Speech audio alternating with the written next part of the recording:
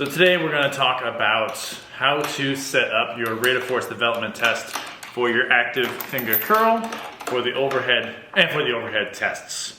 We're going to use the Tindeq progressor and the new features found in the new app. So we're going to go to the main screen, hit RFD, and then new session. It's going to give you a pretty cool new description about their 20 to 80 protocol.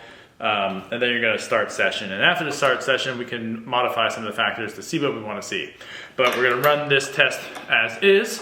And if you've got finger curls into your training as well, you can use the Tindeq every single time to increase the quality of your session by being competitive and seeing objective feedback, but also letting you know when you get tired and how to cut off your session. So we're going to start the session here. And it's going to tell me when to pull.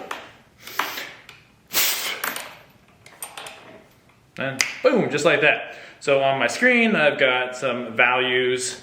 They run 20% of the max, 8% of the max to see that slope with a curve, but also I can go up to the top feature, look at the time intervals, set my kilogram threshold. So essentially what it does is it lets you kill the noise.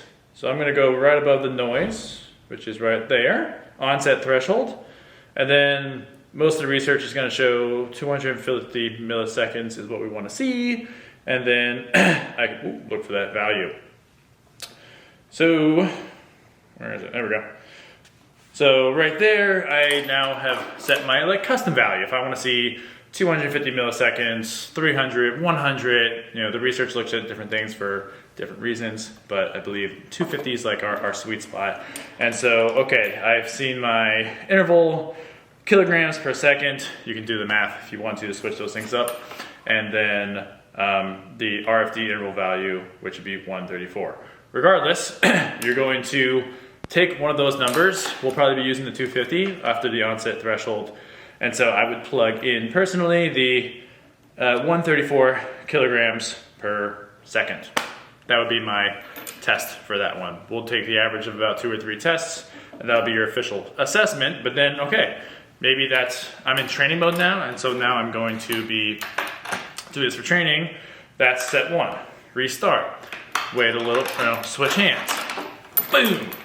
All right, set 2. Do the same thing, calculate my numbers, and then plug it into the app.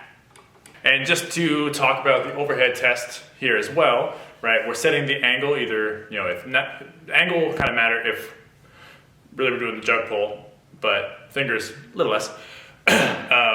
So that would be the angle. Description is where you're going to set up the position. You're going to lock yourself in with something creative.